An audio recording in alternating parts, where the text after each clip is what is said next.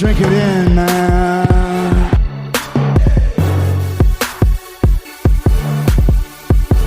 Touchdown, Detroit Lions! Cornbread! Cornbread! Cornbread! Drink it in, man. Touchdown, Detroit Lions! Touchdown, Detroit Lions!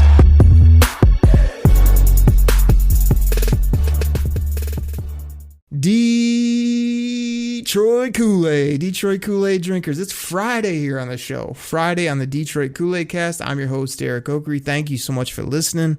We got a big show for you, a real big show.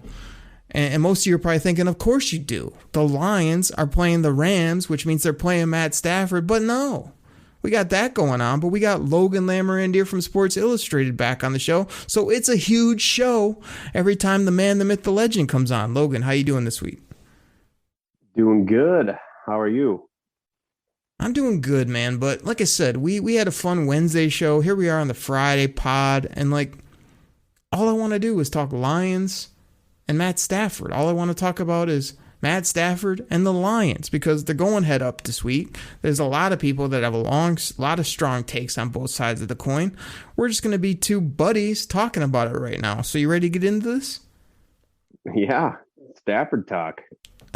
So Logan, I just want to ask you where you're at with it. Where are you at with the whole Stafford in LA, what he's doing, where the Lions are at? Just talk to me. Well, I think he's really doing what I figured he would outside of Detroit. And that's, how many years did we spend debating Matthew Stafford on if he's the problem with the team or not? And, obviously, where I fell on that side of the debate. And I felt like I was always sticking up for Matthew Stafford, posting stats of Matthew Stafford and trying to make comparisons of Matthew Stafford when, with other quarterbacks in similar situations. And it was just never ending. So it's kind of nice to see, my opinion of Stafford validated a little bit. And I feel like the field goal posts have moved back a little bit now with, the Stafford detractors where, well, let's see him win a big game. But it's frustrating mostly because knowing that we had Stafford, the Lions had Stafford for 12 years. And, really outside of 1 year, they never really gave him all that much. They gave him wide receivers. But again, you look at the top teams in the league, and it's typically coming down to you still need a defense. You still need a run game. And we know how that goes. He never really had that. So it's kind of tough. It's fun watching the Rams, I will say, even though I'm rooting for them to lose. Somehow, it's like that internal struggle where I'm like, all right, Rams, you need to lose so the Lions get a better draft pick. But I find myself still rooting for them. So I just let whatever happens. My rooting interest doesn't change the outcome of the game. That's how I kind of take it. So here's the thing. This isn't going to be an all Stafford show. I want to talk about this game, talk about some honest opinions, kind of where the Lions are at as well. But I'm curious by your take there, because again, you have been on the show quite a bit, and he always seemed to come up. You were a proponent of his, and I get a lot of heat on Twitter and different social platforms because I'll put out just a broad question. I think it was a few weeks ago. What did I put out? Oh yeah, I put out something about how I thought Stafford had to show Detroit a little more respect because every time people were dogging the Lions in a question, Michael Irvin and company, he wouldn't even acknowledge that fact. He would just go on to go bloviate about how great it is in LA and how everything's so perfect. And he wouldn't even just say, I love my time in Detroit, great fans, great people there, and I love what I'm doing out here. That's all I wanted, right? And you would have thought I said this guy was the worst quarterback of all time. People were just coming at me like crazy. And I'm like, hold on now. For his whole time here, I was basically a Matt Stafford fan. I got multiple jerseys in the closet. I liked what he did at quarterback. I had no huge issues with him till the very end when I was on, a podcast, and I said outright, this is months before he got dealt, I said, I've seen enough of Matt Stafford. Like, it's time to go. And the people I was talking with were blown away. They're like, what do you mean? This was like a Chicago show or something. We were doing a preview of the game. They were like, what? And I was like, yeah, it's just, I've seen enough. It's not going to happen here. I am tired of some of the mistakes he makes, that we haven't won anything. Ready to get a new quarterback, a new organization, new everything. And sure enough, not only did it happen, but I'm still on board. If you ask me today, would I rather have Matt Stafford on this Lions team or the draft picks, 2 first-round picks, a third, and some of the other things that all came about with this whole trade reformation? I'm taking the picks and everything else all day, every day. So that doesn't make me a hater of Matt Stafford. That doesn't, make me, just a guy that couldn't stand him or just thinks he's a horrible quarterback. No, people getting on me, Logan, about his name's Matthew, by the way, which I know you're much better at saying than me on the show. I'll call him Matt Stafford if I want to. Okay, that's just ridiculousness to me. But Logan, all that stuff you said about him, all the stuff I just said about how I backed him up, and this, he never won us anything here. It couldn't have been everybody else's fault but him. We couldn't have got everything wrong except that number 1 pick in 2009, and it had it go as wrong as it did. I mean, come on, man. As much as you like him, you got to acknowledge that there were games where he turned it over. There were games where we wanted more from. There was times in the media where he could have been a more, outward leader and helped change this culture and organization. It didn't happen. Oh, no, it did. Looking at what he did in Detroit, yeah, he had some opportunities, but I just think he was always, even when he did have opportunities, he was never in a similar situation to a lot of other quarterbacks have, where they can fall back on a running game or have a defense or, rely on defense making stops. And the defense did bail him out at times. But I just think overall, when you look at what the talent was surrounding him, I think more often than not, he did more than enough to win games a lot, and they didn't end up winning. And there's plenty of other quarterbacks that did a lot less and still won games and won playoff games. And so I just don't think the comparisons were ever fair. And it is a little odd that he never won anything. If he truly is this great quarterback, like, how did he not at least pull something out where he was able to will a team to win? Yeah, I don't. Stafford isn't a perfect quarterback, but there's I'm not going to call Stafford like even Aaron Rodgers in his prime. Like, Aaron Rodgers, no matter what talent he has around him, is still usually winning games, but he's still plenty good enough to win games. And that's where the conversation always went was, it's trying to, put the percentages of blame, which is really tough to do sometimes. But I will say right now too, I agree with your point. Like, I was fully on board with the Stafford trade for what they got for him. The timeline didn't really match up for where the Lions were at and where Stafford was at in his career. So I still think it was the right move to trade him, but you just knew that signaled a big rebuild coming on. And that's where we're at right now. But I've always been a fan of Stafford. And I think most fans, I will say, I think the majority of Detroit fans thought he was a good quarterback. And there was a vocal minority, even though it might have been a little bigger than a minority, said he just wasn't a good quarterback. So I don't know, man. We can go all day with this stuff. I feel like we're rehashing 12 years of Stafford talk right now. Oh, yeah. I mean, if we're going to do it any week, it's going to be this week during the game. But here, let me counterpoint with this. Right. So when you said, you're kind of rooting against him because of the draft pick, I really haven't been in that camp, to be honest. I'm like one of the biggest NFL draft guys. You probably know. You know that I think draft picks are gold. I love the Lions have 2 first-rounders. You would think I'd want that second one to be as high as possible. But I haven't found myself rooting against him in any way. Like, I enjoy watching the Rams play. I like that he's throwing the ball all around the yard, that his numbers are good. People were acting like when my tweet went out, oh, you're just mad because, oh, you're upset. I was like, I'm not upset at all.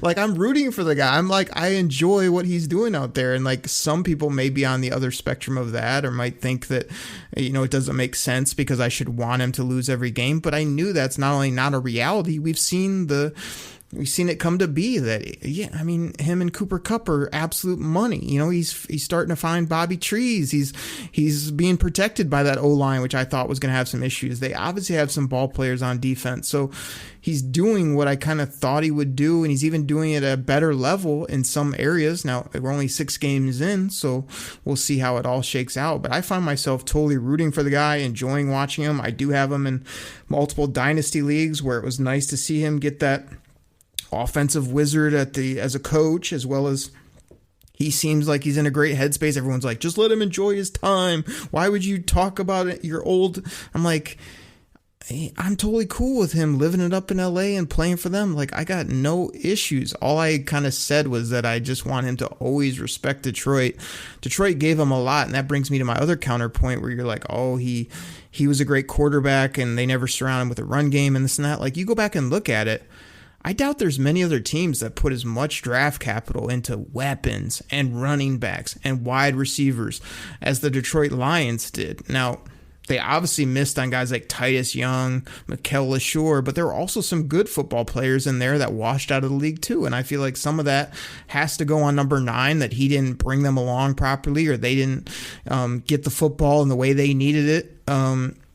And I feel like he held people really at a high level, like rookies especially. Like, instead of putting his arm around him, it was more like, well, once they figure it out, then I'll start to get him the ball.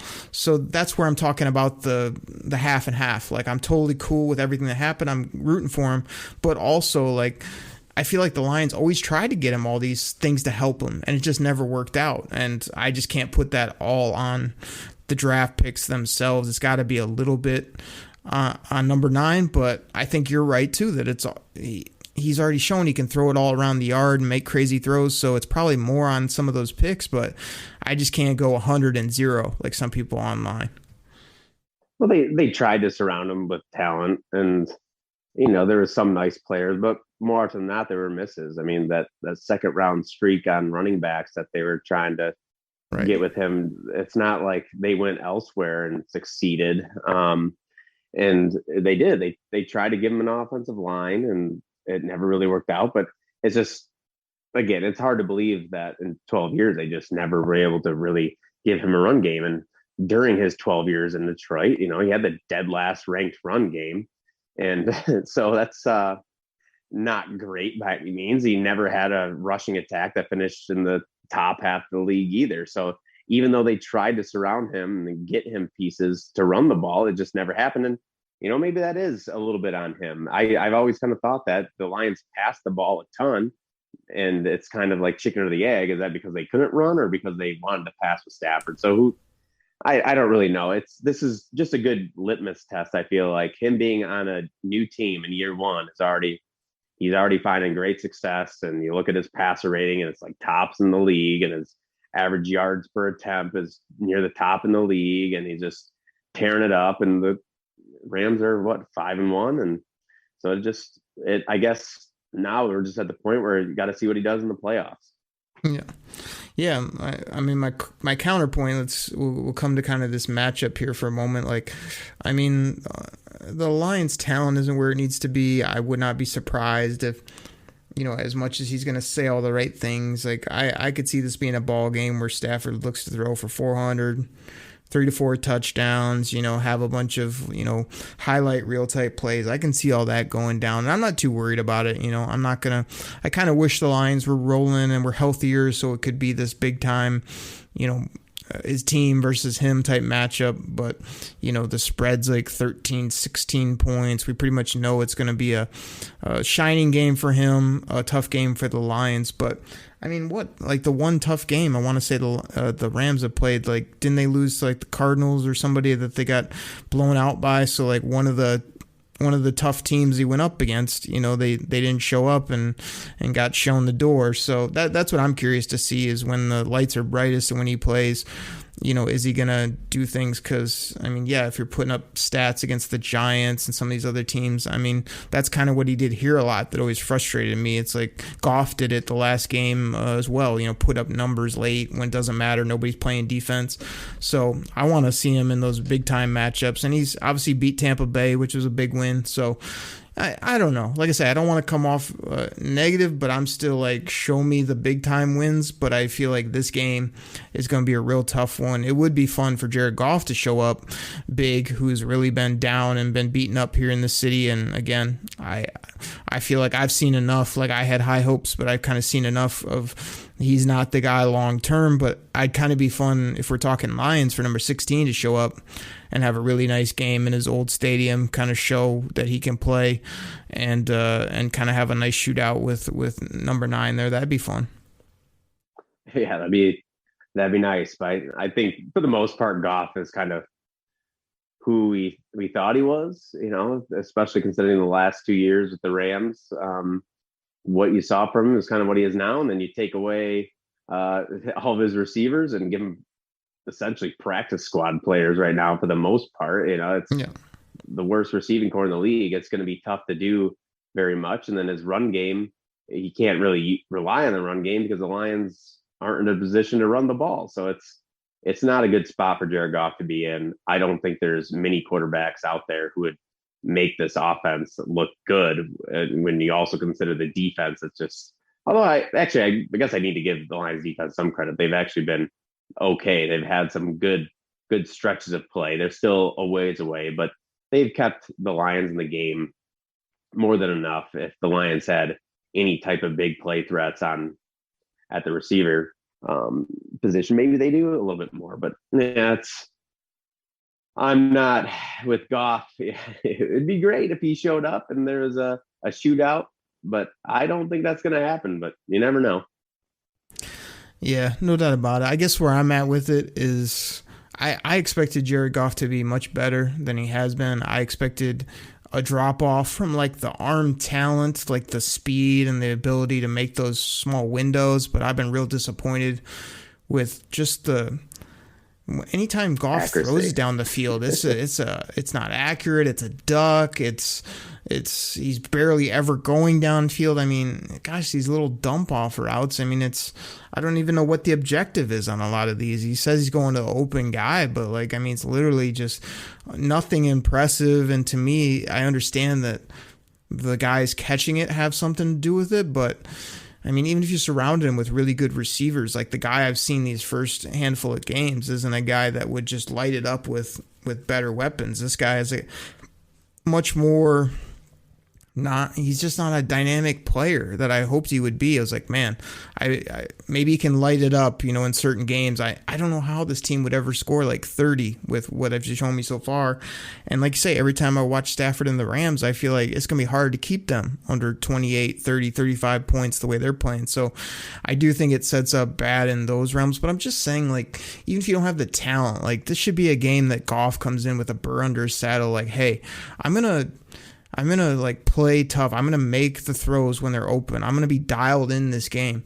That's really what he needs to do to not only win the fan base back a little bit, but to do what he's paid to do for his football team, which is now the Lions. I mean, they're paying you a good chunk of money. Like, these are the type of games you need to hone in. And as I said with Stafford, you need to bring those other guys up to a different level. And I haven't seen that from him yet. I'm skeptical if he can do that, but I feel like that's what I was hopeful for, is that, hey, maybe this guy will be able to raise up these other receivers. Maybe he'll be able to hit open guys. Maybe he'll be able to make plays in up tempo.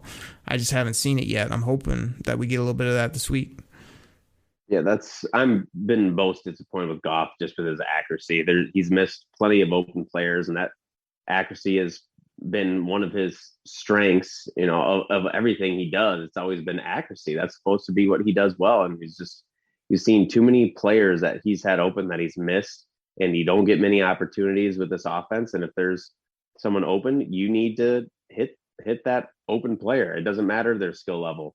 You need to make sure they get the ball. And I think also too, with reading the defense, you always heard with McVay that he relied on Bay a ton to kind of direct him where to go with the ball, like even pre-snap reads where he would hurry up Goff to the line, and he would kind of almost like a college type of style of offense where he'd get up to the line so quick where McVay could still talk to him in his headset and kind of guide him through things. Mm-hmm. You've seen times where the scheme has, basically gotten a receiver open and he's not even looking at that receiver. And you can nitpick with any quarterback. They're going to miss receivers, but I feel like you just notice that a lot more with Goff than I ever have in the past.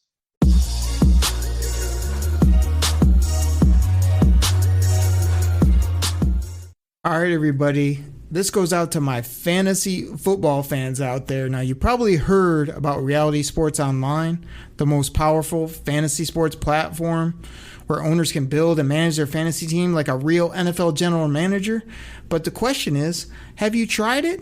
I mean, we're talking free agency, multi-year contracts, rookie drafts, multi-team trades. You can put franchise tags on guys. It's as close as you're going to get to being an NFL GM. But do you think it sounds complicated? It's not. I'm here to tell you it's the best thing about Reality Sports Online is it's just more fun than your normal fantasy league, but it doesn't take barely any more time. After all this, are you still not sure?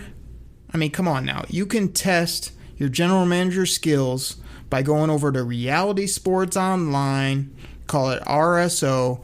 Please go check out realitysportsonline.com right now.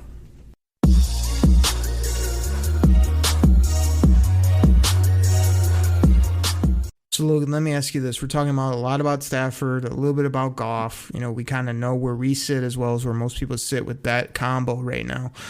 This is a question I always love to throw at the one and only Logan Lammer-Deer. So we're talking quarterbacks.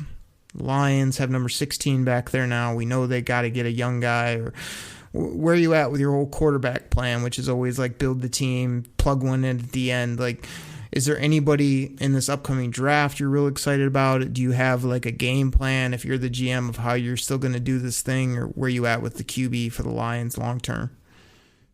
So I still, if the Lions have the number 1 pick overall, I still think there's a quarterback worthy right now at the college ranks to be the number 1 overall player, to at least overtake Thibodeau at the top spot. So that's where I'm at. You know that I don't think the Lions need to rush in getting a quarterback, and it's going to be really difficult next year if Jared Goff is the quarterback, and many fans aren't going to like that, but that's what a rebuild is. If anything, I would hope that Jared Goff is the quarterback next year again, just so he continues to, maybe he is the anchor on the offense, and you have another bad season last year and you have a high pick in 2023. And it sounds awful to say, and it's going to be really tough football to watch, but you need young talent on this team before I would inject any rookie quarterback into the situation. I want to, once that quarterback is drafted, I want them to have some pieces to work with to maximize that window. And we've gone back and forth on this a ton. I know, I'm sorry, I'm bringing this all back up, but I just think as much as you might like a quarterback in the draft, just looking at the odds are is you're probably going to be looking for a new quarterback in 6 years anyway. That's the most likely scenario when you're drafting a quarterback in the first round. Very few of them are like elite players for a long time. The ones that look good and then kind of like Jared Goff or Carson Wentz, the ones that look good early on are ones that have teams built around them. So even if you draft a quarterback who's not maybe going to be a Hall of Fame quarterback, at least he has a team around him where you can be good for a while and then move on and try to find a different quarterback. So I'm at that point where it's like, you know what, just assume you're not going to find a Hall of Fame quarterback and just accept the fact that even though you might like a quarterback a lot, he might not be great. So even if he isn't, at least you have some talent around him to be good for a while and try to go that route. There's different routes you can take. I understand it, but that's my mindset right now, and that's the route I want to take. So 2 quick scenarios. If you're picking number 1 overall here in week 6, knowing what you know about the college players and some of the defenders, what are you doing? I'm taking Thibodeau. I think he's, we'll see what he does at the combine, but he sure seems like he's a real good athlete. He's got the bend. Like just the burst to get around the corner that I want to see. And he just looks like an elite pass rusher. And the Lions don't have that. The Lions have good pass rushers. Romeo Aquara is good. And who knows what's going to happen with his Achilles. Trey Flowers, I honestly think they should try to move on from, especially at his price point. He's a well-rounded player, but for what you're paying him, he needs to be able to get to the quarterback. So to me, the biggest way to boost this team instantly is adding a pass rush on defense. And then another year down the line, starting to really get out of Goff's contract because you're stuck with him next year, and looking at quarterbacks and going after either a rookie or maybe there's a veteran who pops up, even though that's typically more difficult to do. There's not many good veteran quarterbacks who hit the market. Okay, and the second scenario, Thibodeau goes first. You're picking second, third, whatever it may be, and the organization has kind of decided we feel like we're ready. We want to get that QB now. We know Logan Lamorandier may not agree with us, but we want to take one. What name would you throw out for the people now that you would feel decent about putting a Lions uniform on and saying, "Yep, that's my guy. That guy's going to change the franchise"? Anybody come to mind at the quarterback position for you? Not really. I know the Corral Ole Miss guy. I've seen a couple of his games here and there. He's having a good year, and he has a strong arm and he has mobility, which is nice. It'd be nice to have a quarterback who can move, but I still think there's going to be just other players who I'd prefer first over the quarterback. I don't think you reach for a quarterback. It's truly best player available still. Have you watched or done any reading on Malik Willis of Liberty yet? I've only watched the one game that was of his against Syracuse, and he was impressive. And then looking at what he's done the past couple of weeks, he's thrown 6 interceptions over the last 2 weeks. So I like the talent, but again, I don't think that's like a surefire top 3 pick. I would be very hesitant on that. That's not a risk I'm willing to take with the number 2 pick overall. No, I agree. Raw talent. And so my last one for you on this grill session is, so if you decide you're not willing, you don't love one of these guys, I'm really a strong proponent too, like you said, if I don't love these guys or I don't think they can be the face of the franchise for a long time to come, they got all the skill set I'm looking for, I'm willing and open and would pass and would wait again. With this fan base, the losing, the wanting to turn it around, can we kind of sit patiently by for 2 more full seasons of tough football? Can Dan Campbell afford that? Can this team say, fans, hang tight, believe in us, we're going to stack this talent, but in that 3rd year when we still got those 2 picks, like the right guy is going to be there at that point? Do you think that there's the patience, and is that something you'd be willing to do, of just say, hang tight a little bit longer, believe in me, we'll get this right? Yeah, I think that's what should be done. I know there is an aspect of, that comes from ownership, that you have to have attention. You want the fans to want to show up to games and be invested in the team. But I think being patient is going to pay off more than trying to get greedy and get a quarterback when it's not the right player to take at that time, and you're going to put them in a horrible situation. I think it'll pay off down the line for being patient, and fans. I try to drive that into fans' head every week. Is you have to be patient, and it's really tough. I get it. I hate it. Being in the moment, I'm always like, man, this team, like, just do something. Just do something right now to make this a little bit more interesting. But that's what a rebuild is. You have to be patient, unfortunately. There you go. That's why I love having you on the Koolaid Cast, because I'm right with you on all that. I think it is tough for fans. I think that everybody wants to see this great transformation in these W's, but the most prudent thing, if you don't, and again, we don't know, there might be a great veteran in the middle of his career that might come available that the Lions could be interested in. There might be a guy that totally emerges, and by the time draft and things roll around, like, that's our guy. But right now, I'm with you. Like, if that doesn't happen, hang tight, build the squad, put positions that are premier, best play available, and then see how it shakes out in the end, no doubt about it. So, Logan, let's do this before we get out of here. Rams, Lions. I need kind of a how the game's going to go down and a score prediction from you. Ew. Yeah, I don't think it's going to be pretty. I don't think Stafford is going to have a huge day, just because I don't think he's going to need to. I feel like the Rams will probably just, probably steadily run the ball, and the Rams will probably get a few big plays, and I could just see it where the Lions offense isn't doing much of anything, and the Rams aren't forced to really try to push the ball down the field.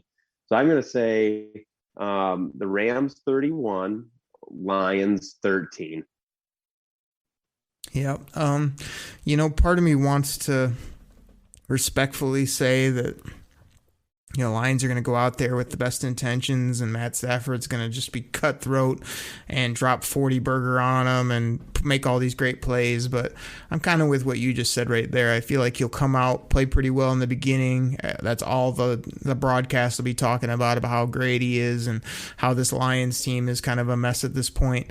But I think they will take the foot off the gas pedal a little bit. So I like your score. I mean, I guess because I want Goff to play a little bit better and shock some people in this game. He's in his old stadium. He should be motivated. Maybe he can put a few things together. He kind of knows this team, this defense. Give me like a 31, as you said, to 21 game. Still a 10-point win for the Rams, but maybe some flashes from Goff, maybe keep it a little interesting there early in the ball game. And like I say, maybe the Rams pour it on and then they take the foot off the pedal and it becomes a respectful win by the old quarterback. He walks off. He didn't embarrass his old team, but he also did what he needed to do. Everybody parts ways, and we can all not only put this to bed, but I just tell everybody out there, root on Matt Stafford. He was a good face of the franchise, a quarterback here. He did not win us anything big, but he's got crazy arm talent. He's smart. He's showing that now in his new place. Don't root against him, but also don't act like he won us Lombardis and there should be a statue outside the front, because I don't think that's true either. So, that's my take on this game for everybody. And hopefully we can all just move on and be happy for the guy, but also be excited as we were on the Wednesday show and here on Friday about what the Lions are building and what they will get eventually, if not right now. Yeah, that's right. We'll get there. We'll get there one of these years, just 60 years and counting, right? Going to happen in our lifetime. Oh, it'll happen. I'm so confident. I mean, the name of the show. It will happen. We're just continuing to be optimistic as well as see the bigger picture. So, Logan, I didn't give you any time earlier. I know sometimes you kind of push it off, but is there anything you want to tell the folks about or promote out there that you're up to, or the same old great articles and appearances you're always doing? Same old stuff at LA Morandier on Twitter. Try to interact there, and that's where I'm most active, SILLions.com. Plenty of great content there. And you can find anything I write on there, as well as Detroit Lions Lowdown on Facebook. Pretty much every article from SIL Lions shows up there, and I'm also there. And then at Instagram at Logan_Lamorandier. Just try to post stats and interesting things there. It's